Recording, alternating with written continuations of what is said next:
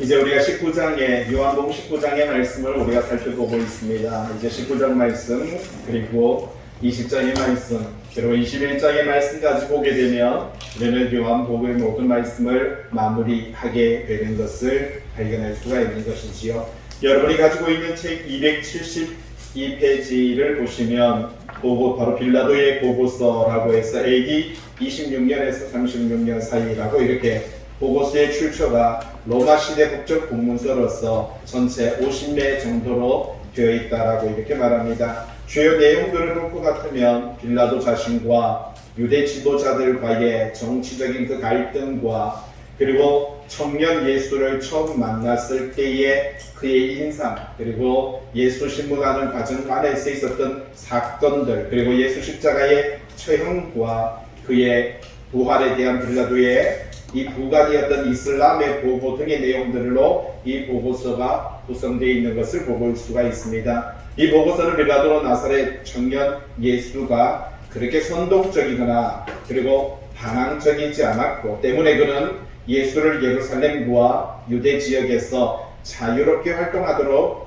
허용했다라고 그렇게 말을 하고 있고 그리고 그가 처음 예수를 만났을 때 그는 예수의 위험 있는 모습에 압도되어서 자신이 죄인이 된 것처럼 두려움으로 사지를 떨고 있었다 그렇게 말을 하고 있는 것을 발견할 수가 있는 것입니다. 바로 이렇게 빌라도의 보고서가 바로 여기서 272페이지부터 쭉 기록이 되어 있으니까 여러분들이 한번 시간이 날 때 읽어보신다면 오늘 요한복음 19장과 또 20장에 걸쳐서 이 사건들과 아주 자세하게 매치되는 그리고 빌라도의 그 심중에 있었던 그 상황들을 아주 자세하게 기록하고 있으니까 여러분들이 한번 살펴보았으면 좋을 것 같습니다. 227페이지입니다. 요한복음 19장이고요. 우리가 제목을 보면은 고문당하시는 예수님 그리고 빌라도의 갈등 이렇게 이야기를 하고 있는 것을 발견할 수가 있는 것이지요. 그리고 이 모든 권한이 이 땅에 있는 권력자들, 이 땅에 존재하는 많은 권세들이 다 위로부터 하나님으로부터 온다라고 하는 그 사실을 오늘 주님께서는 우리들에게 가르쳐 주고 있는 것을 발견할 수가 있는 것입니다. 이제 예수님께서 그리고 빌라도가 이 예수님을 끌고 가는 그 장면들을 발견할 수가 있는 것이지요. 여러분들에게 이렇게 지도를 몇 개 없어서 드렸고 카톡으로도 여러분들에게 제가 이렇게 카톡으로도 보냈는데 대충 이렇게 보시면 성전이 있습니다. 가운데 그리고 오른쪽에 보면 안토니아 요새라고 이렇게 말을 하죠. 그리고 오른쪽 위쪽에 보니까 골고다가 있는데 실질적으로 그 골고다의 그림은 좀 내려야 됩니다. 많이 내려서 거기 밑에 보시면 조그맣게 십자가 두 개가 보일 텐데 그거보다 더 당겨야 돼요. 바로 성전 바로 뒤쪽 그러니까 성벽 지금 베데스다 연못이라고 하는데 보면 성벽이 쭉 둘러쳐 있는데 바로 그 성벽이 끝나는 그 지점 바로 거기가 골고다 언덕입니다. 언덕이라고 해서 큰 언덕은 아니고요. 그냥 길가다라고 제가 계속해서 말씀을 드렸고요. 성전의 왼쪽에 보시면 왼쪽 위에 보시면 가야바의 집이라고 말을 하는데 바로 거기가 바로 대제사장의 저택이었고 안나스의 집도 같이 있었던 것을 볼 수가 있습니다. 그리고 그 가야바의 집 오른쪽 모서리에 보면은 거기가 바로 헤롯 집무실입니다. 근데 빌라도가 보통 헤롯 집무실에 있기도 했고요. 그리고 안토니아 요새도 있기도 했습니다. 그런데 예수님을 못 박을 이 시점에는 주로 빌라도는 안토니아 요새에 있었고 왼쪽에 보면 마가의 다락방 그 바로 옆에 가야바의 집과 안나스의 집 바로 여기서 안토니아 요새까지 왔다 갔다 했던 이런 모습을 볼 수 있고 마지막에 이 안토니아 요새 그러니까 빌라도의 집무실인데 그곳에서 골고다까지 그렇게 멀지 않습니다. 100여 미터 정도 그리고요 충분히 이렇게 길을 평지같이 저희들이 이렇게 산책하듯이 걸을 수 있는 그런 길이었는데 예수님께서는 바로 그렇게 채찍을 맞고 십자가를 지고 그 길을 걸어가는 과정이었기 때문에 너무나도 힘들고 어렵게 고달프게 그렇게 걸어갔던 사건들을 볼 수 있습니다. 제가 성지순례 갔을 때도 보니까 한국에서 온 이 성지순례자들은요 그 안토니아 요새 거기 보면 십자가가 이렇게 벽에 몇 개가 세워져 있어요. 그 한국에서 온 사람들만 그거 짊어지고 그 길을 퍼포먼스하고 또 옆에 또 한 분은 또 집사님은 채찍 들고 막 때리면서 이러면서 그 길을 이제 옵니다. 그래서 막 오면은 거기 마지막 예수님의 십자가 달렸다면 지금은 뭐 골고다 언덕 없어요.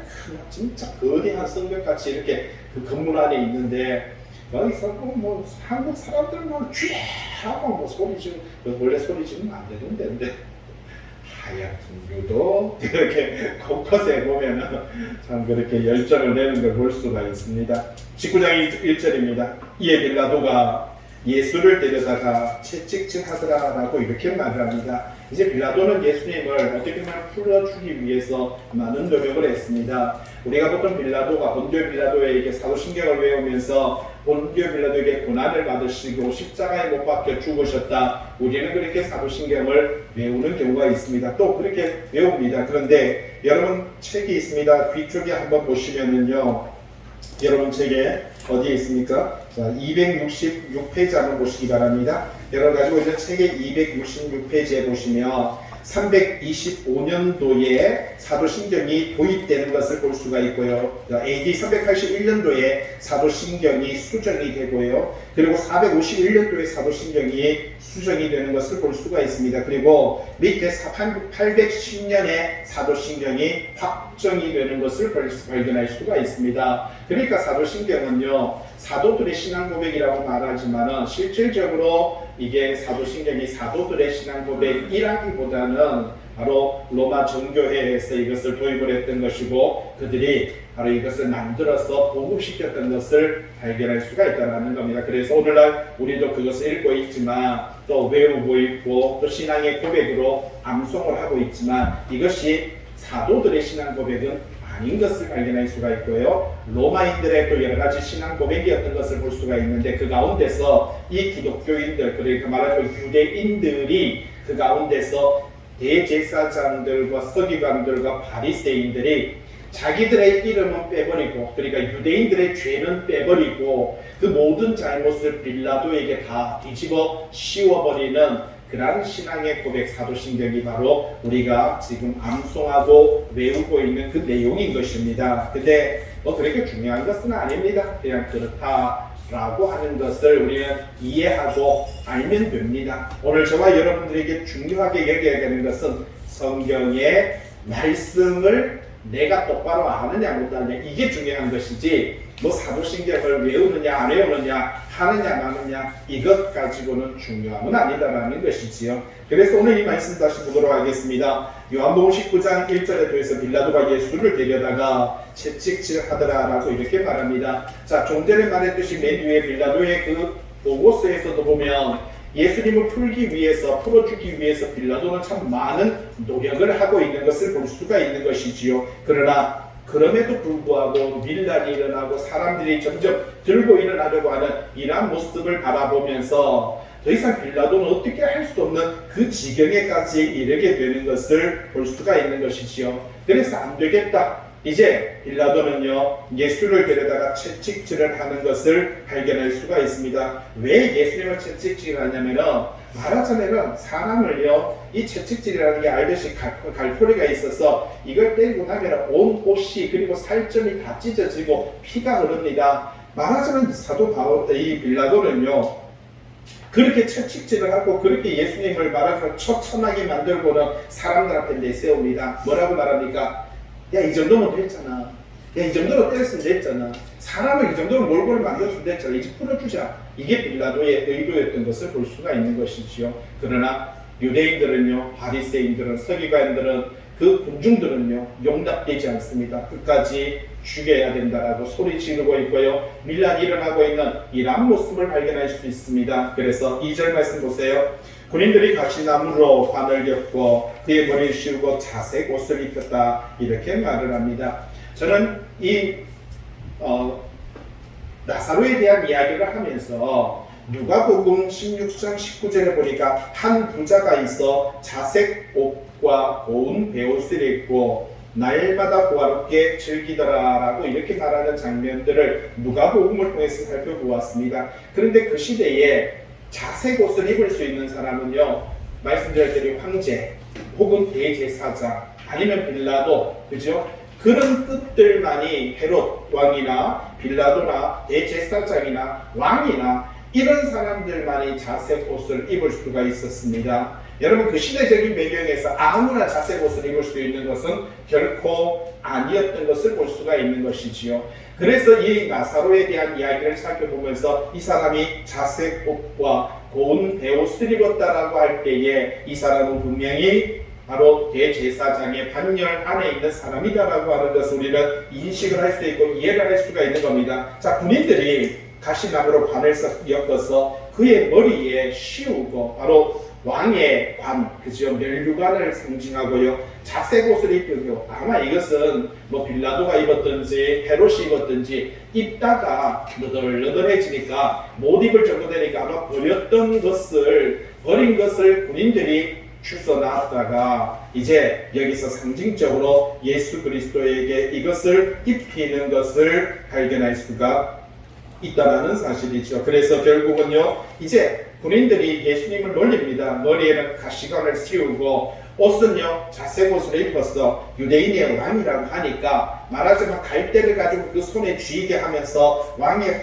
호를 흉내내게 하고 있는 이런 모습을 볼 수가 있다는 것이지요. 그러면서 예수를 비아냥거리고 있고 예수를 조롱하는 이 모습을 발견할 수가 있는 겁니다. 3절 앞에 가서 이르되 유대인의 왕이여 평안할지어다. 자, 앞에 가서 그러니까 예수님에게 가시로 관을 씌우거든요. 자색 옷을 입히고 갈대로 손에 쥐게 하고 나서 군인들이 벌써 이미 채찍질을 하고요. 사람이 너덜너덜해졌는데 그 상황에서 앞에 가서 뭐라고 말합니까? 이렇게 경의를 표합니다. 유대인의 왕이여 평안할지어다. 비아냥이지요. 결코 좋은 뜻으로 그렇게 말하는 것은 아닌 것을 볼 수가 있습니다. 그리고 이어져서 뭐라고요? 손으로 때리더라라고 그렇게 말을 합니다. 여러분, 유대인들은요, 남자, 특히 사람은 하나님의 형상과 하나님의 모양을 닮았기 때문에 특별히 손바닥으로 사람을 때린다는 것은 하나님을 경멸하는 아주 인격적으로 아주 그렇게 말하자면 기분 나쁜 그러한 태도가 바로 이렇게 손으로 때리는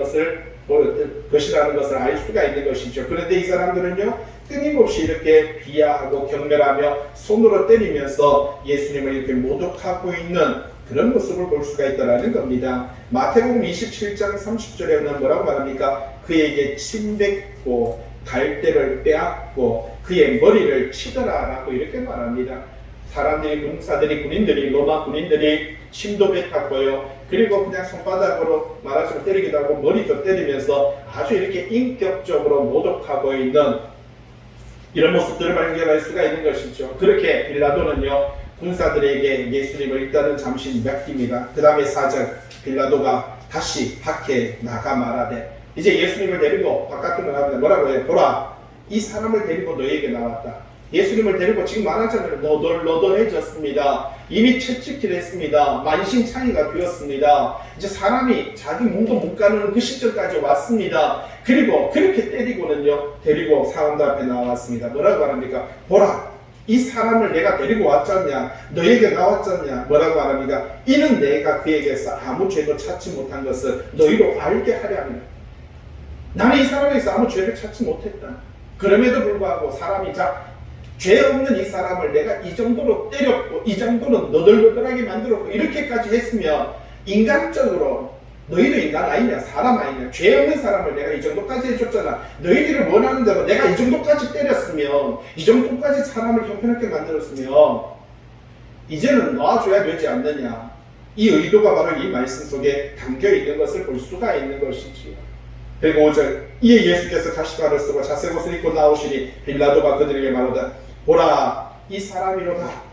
참 기가 막힙니다. 지금 백성들에게 어떻게 하면 바로 마지막 연민의 정을, 이 빌라도는 지금 이 유대인들에게요, 마지막 연민의 정을, 인간으로서는 이러면 안 되잖아. 내가 로마인으로서 너희들이 그렇게 고발하니까 내가 예수님을 이렇게 너덜너덜하게 만들어서 너희 앞에 내놨는데, 자, 한번 봐라, 보고 이야기하자.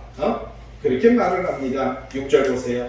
이 상황 속에서도 이스라엘이들에게는요, 영민의 정이라고는 전혀 없습니다. 인간적인 양심도 없는 것 같습니다. 대제사장들과 아래 사람들, 서기관들, 바리새인들, 그리고 그들에게 돈으로 매수함을 받은 사람들이 예수를 보고 소리 지릅니다. 뭐라고 말을 합니까? 십자가에 못 박으소서, 십자가에 못 박으소서. 빌라도가 뭐라고 말합니까? 너희가 친히 데려다가 십자가에 못 박으라. 나는 그에게서 죄를 찾지 못했다. 야, 데리고 가.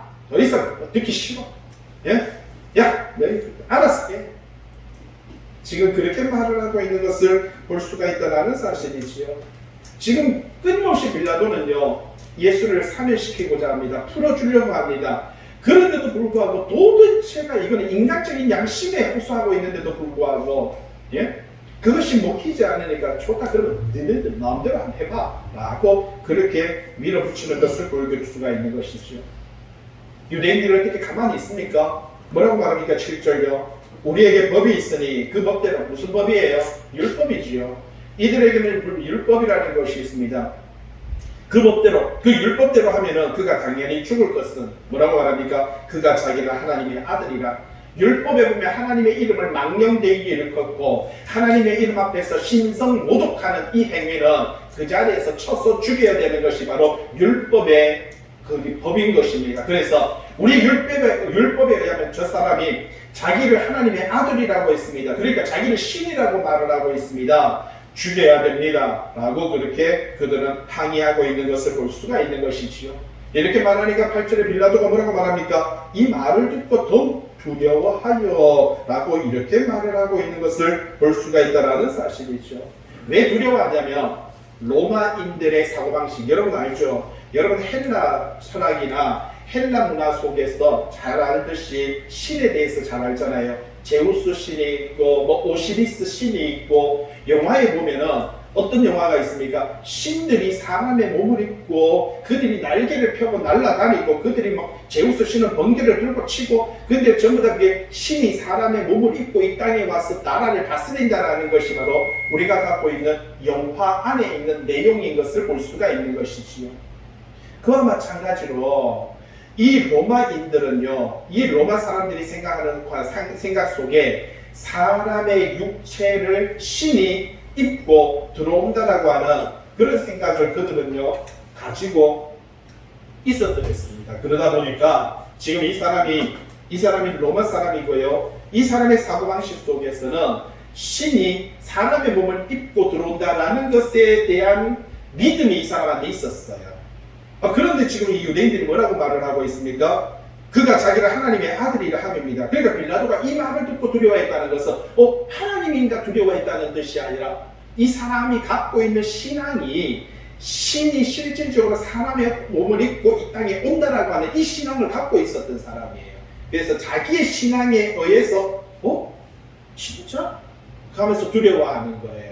여기서는 이 사람이 두려워한다는 게 우리가 생각하는 하나님이라서 두려워했다보다 신이라서 두려워했다 그 뜻이 아니고, 이 사람이 로마인들이 갖고 있는 이 두려움, 신에 대한 두려움은 신이 사람의 몸을 입고 이 땅에 온다라고 하는 그 사람들의 사상이다 보니까 그 사상에 의해서 이 말을 듣고요 자기의 믿음에 의해서 두려워하고 있는 것을 볼 수가 있는 것입니다. 9절 다시 관정에 들어가서 예수에게 말하되 뭐라고요? 너는 어디로 붙었냐? 이렇게 말을 하고 있습니다. 도대체 네가 온 출처, 너 도대체 인간이냐? 너 신이냐? 라고 묻고 있는 겁니다. 네가 도대체 인간이냐? 신이냐? 너 도대체 출처가 어디야? 라고 네 존재 자체가 어디냐라고 이렇게 말을 하고 있는 것을 볼 수가 있죠. 예수님께서 뭐라고요? 대답하여 주지 아니하시니라 라고 이렇게 말을 하고 있는 것을 볼 수가 있죠. 예수님께서는요 이러한 상황 속에 침묵하십니다. 그런데 이것은요 중간에 보시면 동그라미 3번, 9절에 동그라미 3번, 그리고 가운데 보시면 예수님의 이 침묵은 이사야서 53장 7절에 그가 곤욕을 당하여 괴로울 때에도 그 입을 열지 아니하였습니다 라고 이렇게 이사야서에서 기록되어 있는 말씀을 주님은요 이 마지막 상황에서도 이루려고 합니다. 정말 예수님께서는요 철저하게 구약에 기록되어 있는 그 기록된 말씀대로 이루어가고 있는 것을 볼 수가 있는 것이지요. 여러분 우리는 착각하는 게 한 가지 있습니다. 왜냐하면 여러분 구약은 오실 예수 그리스도에 대한 이야기입니다. 여러분 창세기부터 모든 말하자면 말라기까지 모든 성경은 오실 예수 그리스도에 대한 이야기를 하고 있습니다. 여러분, 다니엘서도요, 오실 예수 그리스도에 대한 이야기를 하고 있습니다. 근데 자꾸 다니엘서나 에스겔서나 예레미야서의 종말론적인 내용들이 나오니까 그걸 자꾸 말세지말의 종말론에 갖다 버리는데, 그러면 안 됩니다. 왜냐하면 다니엘서에서도 말하는 것은 오실 예수 그리스도입니다. 에스겔서에서도 말하는 것은 오실 예수 그리스도입니다. 예레미야에서도 말하는 것은 오실 예수 그리스도입니다. 성경은 전부 다, 구약은 오실 예수 그리스도, 그리고 신약은요, 오신 예수 그리스도와 우리와 임재하며 함께 하시는 예수 그리스도를 신약은 이야기하고 있습니다. 그런데 너무 우리는요, 종말론적인 신앙과 믿음을 갖고 있는데, 성경은 오실 예수 그리스도와 오신 예수 그리스도와 우리와 함께 하시는 예수 그리스도에 대한 이야기가 모든 성경에 답니다. 자, 그래서 여기서도 이사야서에서도 53장 7절에 뭐라고요? 그가 곤욕을 당하고 괴로울 때에도 그 입을 열지 아니하셨다라고 하는 이 말씀을 이루시기 위해서 지금 이렇게 곤란하고 이렇게 바로 핍박과 박해를 당하고 곤욕을 당하는 상황 속에서도 주님께서는요, 그 입을 열지 아니하고 조용히 그 길을, 그 말씀의 길을 걸어가고 있는 것을 볼 수가 있다는 것이죠. 10절에 보니까 빌라도가 말합니다. 내게 말하지 아니하느냐? 내가 너를 뭐라고요? 놓을 고난도 있고 십자가에 못 박을 고난도 있는 줄 알죠? 참 빌라도는요, 예수를 십자가에 못 박을 마음이 추워도 없습니다. 지금 이 사람 보세요. 뭘 먼저 말하고 있습니까? 내가 너를 뭐 한다고요? 놓을 고난과 십자가에 못 박을 고난, 두 가지를 이야기하는데, 내가 사람들 보면 보통 겁을 주잖아요. 예? 겁을 주면서 뭐라고 말합니까? 내가 너를 십자가에 못 박을 고난도 있고 내가 놓을 고난도. 1번이 십자가에 대한 이야기입니다. 2번이 바로 놓을 고난인데, 이 사람 뭐라고 해요? 내가 너를 놓을 고난도 있고, 뭐라고 말합니까? 먼저 내가 너에게 풀어주고 싶어하는 그 마음 중심을, 진심을 말하고 있는 것을 볼 수가 있는 것이지요.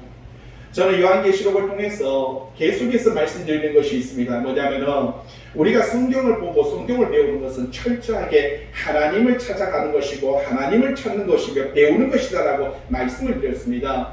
여러분, 우리는 하나님을 찾는 내비게이션이 뭐라고요? 성경인 것입니다. 그런데 왜 온통 교회 안에서 하나님에 대한 이야기, 예수님에 대한 이야기, 성령님에 대한 이야기도 하기가 바빠 죽겠는데, 교회들마다 귀신에 대한 이야기, 사탄에 대한 이야기, 666에 대한 이야기, 뭐 온통 이런 이야기들만, 바로 옛뱀, 마귀, 사탄, 온통 이런 이야기들만 다 하고 있으니까 교회 신앙생활 시큰하고도 교회 문 나가면서요, 오늘 하나님은 나에게 이런 분이었어. 하나님의 말씀은 이것이었어. 하나님께서 나와 함께 하시는 거야. 그렇지, 내 삶에 그분이 인도하시는 거지. 이렇게 하면서 교회를 나가야 되는데, 나가면서 무슨 생각? 아이씨, 귀신이 나를 점령하면 어떡하지? 아이고, 문 나가면 밤 되면 불 끄면 귀신이 있다고 하던데, 온통 교회들마다 말씀의 대부분이 하나님에 대한 관련된 이야기는 없고, 그 반대적인 바로 이야기만 왜 자꾸 하냐라는 겁니다. 교회는 하나님의 말씀만이 선포되어야 되는 줄로 믿습니다. 하나님의 뜻만이 나타나야 되는 것이고, 하나님의 이 말씀, 기록된 말씀만이 선포되어서 성도들이 하나님을 발견하고 하나님을 찾고 하나님과 함께 동행하며 그분과 함께 참 사랑을 실천하는 것이 뭡니까? 성도의 삶이라는 것을 느끼고 깨닫고 나가는 것이 뭐라고요? 교회다라는 사실이지요. 자, 오늘 여기서 뭐라고 말을 하고 있습니까? 제 예수께서 대답하여 주지 아니하셨습니다. 10절 말씀 보세요. 빌라도가 뭐라고요? 내가 말하지 아니하였느냐? 뭐라고 말합니까? 내가 너를 놓을 고난도 있고 십자가에 못 박을 고난도 있다. 자, 이 사람은요, 먼저 말합니다. 나는 너를 놓아주고 싶어 라고 이야기를 먼저 하고 있는 것은, 나는 당신에게 상당히 호의적이야. 나는 당신을 풀어주고 싶어. 지금 상황이 잘못하면 내가 아차하는 순간에 너를 십자가에 못 박아야 돼 라고 하는 이 이야기를 하고 있는 것을 볼 수가 있는 것이지요. 11절 예수님께서 참 귀한 말씀입니다. 오늘 제가 제목을 이 말씀으로 잡았던 것이 바로, 위에서 주지 아니하셨더라면 나를 뭐라고요? 해할 고난이 없었으리니 그러므로 나를 너에게 넘겨준 자의 죄는 더 크니라. 기가 막히지 않습니까? 여러분 한번 보세요. 274페이지 한번 보세요. 274페이지. 여러분이 갖고 있는 책의 274페이지. 매미 한번 보세요. 빌라도가 예수에게 말합니다. 뭐라고 말합니까? 나사렛 예수여, 지난 3년 동안 나는 그대에게 연설할 수 있는 자유를 허락하였어. 그러나 이 일에 대하여서 나는 좀 더 후회가 없어. 그대의 말은 현인의 말 같고, 나는 그대가 소크라테스나 플라톤을 읽어보았는지 모르겠지만 내가 알기에는 그대의 설교는 다른 철학자들의 그것을 능가하면서 단순하고 장엄한 것 같습니다. 자, 이렇게 이야기합니다. 그러면서 뭐라고 말을 합니까? 내가 당신에게 부탁하고 싶은 것은, 자, 밑에 하는 것은, 밑에서 네 번째, 내가 그대에게 지금 말하려고 하는 것은 명령이 아니라 부탁입니다. 뭐라고 말합니까? 이제부터 그대가 설교할 때에 좀 더 신중하고 온화한 말로서, 그러니까 그들을, 유대인들을 고려해서 대적에, 그러니까 바리새인들, 대제사장들, 이 대적의 자존심을 상하게 하는 것 속에서 그들이 어리석은 군중들을 충동질해서 그들을 대적하지 않도록 하고, 나로 하여금 법의 도구 노릇을 하지 않도록 해. 내가 차면은 당신을 죽여야 되는 이 법의 도구의 노릇을 하지 않게 좀 도와도, 이렇게 말을 하고 있는 것을 볼 수가 있는 것입니다. 참 얼마나 빌라도의 그 가슴 속에 절절한 것을 이야기하죠. 그러니까 여기 그 다음 보세요. 예수님께서 땅의 군주여 이렇게 말합니다. 땅의 군주여. 그대의 말은 참된 지식에서 나온 말이 아닌 것 같습니다. 뭐라고 하니까 경류를, 그러니까 물이 태풍이 치듯이 그 계곡에서 치는 그 경류를 명하여 그냥 산골짜기에 머물러 있으라 라고 말해 보십시오. 그러면 계곡의 나무들은 뿌리째 뽑혀버릴 것입니다. 그 급류는 자연과 창조주의 법칙에 순종한다고 그대에게 답변할 것입니다. 하나님 한 분만이 그 급류가 어디로 흘러가는지 알고 계십니다. 진실로 그대에게 이르노니 샤론의 장미가 피기 전에 정의의 피가 엎질러질 것입니다. 무슨 말입니까? 하나님의 뜻입니다. 이렇게 말하고 있습니다. 이것은 하나님의 뜻이기 때문에 이것은 거역할 수도 없고 막을 수도 없는 것입니다. 그렇게 말을 하고 있는 것을 볼 수가 있죠. 이러니까 또 다음에 보세요. 빌라도가 얼마나 당신의 피가 엎질러지지 않을 것입니다. 이렇게 말을 하고 있는 것을 볼 수가 있다는 것입니다. 그러면서 밑에 예수는 관심 없다는 듯이 때가 이르면 그때는 땅 위나 땅 아래 어느 곳에도 인자를 위한 돌피처는 없을 것입니다. 의의 돌피처는 저기에 있습니다 하면서 하늘을 가르치고 있는 이 주님의 모습을 발견할 수가 있다는 사실이죠. 다시 돌아와서 229페이지입니다. 229페이지. 자, 우리는 이 빌라도의 모습과 그 애절한 모습을 우리는 이 말씀을 통해서 살펴볼 수가 있고요. 11절에 예수님께서 뭐라고 말합니까? 위에서 주지 아니하셨더라면 나를 해할 고난이 없었으리니 그러므로 나를 너에게 넘겨준 자의 죄는 더 크다. 여러분, 예수님의 나이는 35세 정도, 36세 정도, 빌라도의 나이는 약 60세 정도의 나이입니다. 그리고 로마의 빌라도는요, 총독입니다. 여러분, 권세적으로 봐도, 이 능력으로 봐도, 좀 전에 말했듯이 땅의 군주요 라고 말하는 것은, 빌라도는요, 총독으로서 지금 예루살렘과 유대인들을 다스리는 어떻게 보면 통치자의 모습으로 와 있는데, 지금 여기서 주님께서는요, 이 빌라도를 대하는 이 모습은 너무나도 평이한 것을 볼 수가 있다는 겁니다. 나를 너에게 넘겨준 그 자의 죄는 더 크다라고 이렇게 말하면서 이 유대인들, 그리고 사내들인 공의회들, 대제사장과 바리새인들과 서기관들과 이 유대인들에 대한 이야기를 들려주고 있습니다. 12절이죠. 230페이지입니다. 이러함으로 빌라도가 예수를 놓으려고 힘썼으나, 여러분, 이러함으로 딱 보는 순간에, 듣는 순간에 지금 빌라도는요, 엄청 두려움과 공포에 사로잡혀 있었던 것 같습니다. 그래서 이 상황에서 어떻게 한다고요? 빌라도가 예수를 놓으려고 힘썼다. 그런데 어떤 일이 벌어졌습니까? 유대인들이 소리 질러 이르되 뭐라고 말합니까? 이 사람을 놓으면 가이사의 충신이 아니니이다. 무릇 자기를 왕이라 하는 자는 가이사를 반역하는 자니이다. 이렇게 말을 하고 있습니다. 지금 유대인들이 얼마나 이게 사악하고 교만한지 빌라도의 약점을 알고 있습니다. 빌라도의 약점은요, 첫 번째는 뭐냐면은 이 로마에서는 자기 총독들이 자기가 다스리는 지역에 밀란이 일어나면 그 사람의 성공 가도는 거기서 끝입니다. 그리고 총독의 자리에서 쫓겨납니다. 사람을 교체시켜버립니다. 왜? 제대로 그 지역을 통치하지 못했다라는 그 책임을 그 사람한테 다 지워버립니다. 그래서 지금 총독은요, 이 빌라도는 아주 골치 아파요. 왜? 지금 막 밀란이 일어나고 있고요. 반란이 일어나고 있는데 이걸 못 막으면은 자기는 그를 바로 가이오 왕에게 목 잘리게 되는 상황입니다. 그러면서 이 사람들이 말하죠. 이 사람을 놓으면 가이사의 중심이 아닙니다. 무슨 말입니까? 여러분, 유대인의 왕이다, 황제다라고 이렇게 나타난 사람은 가이오를 왕이라고 숨기지 않는 사람인데, 이거는 반역이라는 거죠. 이 반역자를 그냥 준다는 것은 우리가 조서를 꾸며서 빌 가이사에게 공문을 보내면 지금 유대인의 왕이라고 자처하는 자가 있는데 그 사람을 총독 빌라도는요 활동할 수 있게 만들었습니다. 그래서 자기들이 공문서를 보내서 가이사에게 보내버리고 나면 빌라도는 또 목이 땡깡 잘리는 겁니다.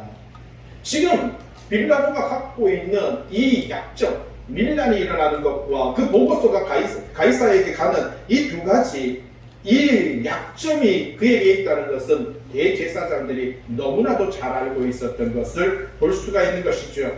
이 사람을 놓으면 가이사의 중심이 아닙니다. 물론 자기를 왕이라 하는 자는 가이사를 반역자를 당신이 알고도 그냥 두었다고, 그러면 100% 가이사에게 빌라도는요 목땡강입니다.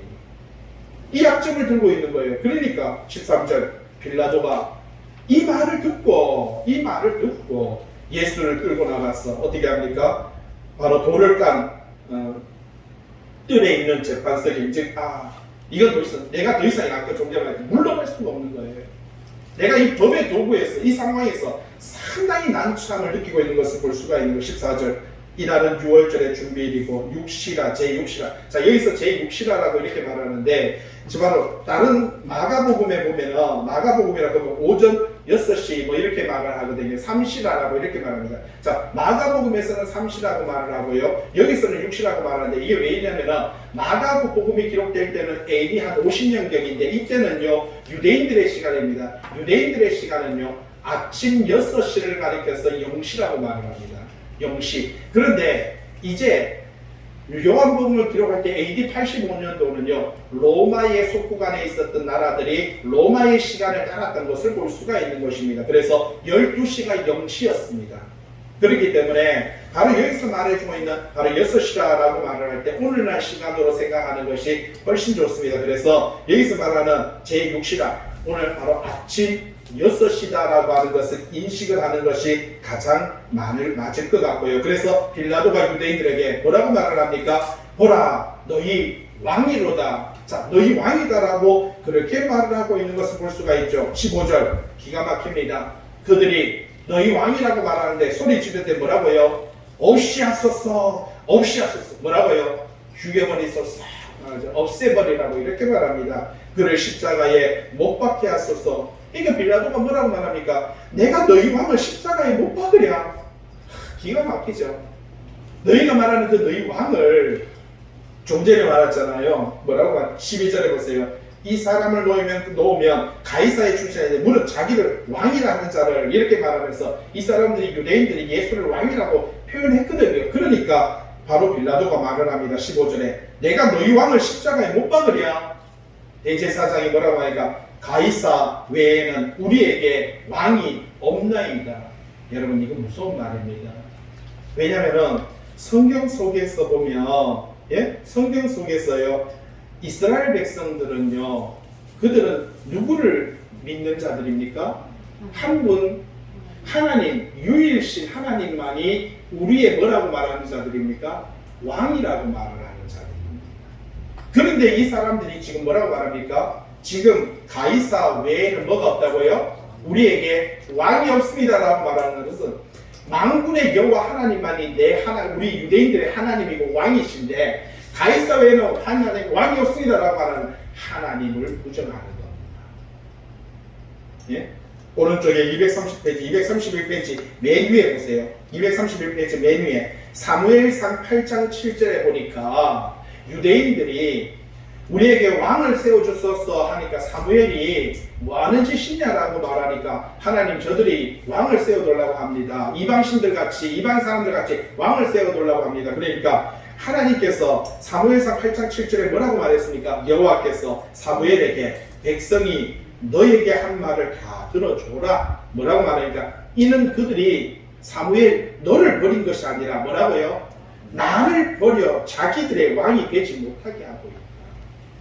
지금 하나님께서 뭐라고 말합니까? 지금 사무엘아, 네가 그거 가지고 섭섭해하지 마라. 저 사람들이 너에게 말하는 것은 너를 버리는 것이 아니라 나를 버리는 것이다 라고 이렇게 말을 하고 있는 것을 볼 수가 있는 것이지요. 그런데 지금 대제사장들이, 이 서기관들이, 바리새인들이 지금 어떻게 말을 하고 있습니까? 지금 로마의 황제가 우리의 왕입니다. 더 이상 하나님은 왕이 아닙니다 라고 이렇게 말을 하고 있는, 가이사 외에는 우리가 왕이 없나이다 이렇게 말을 합니다.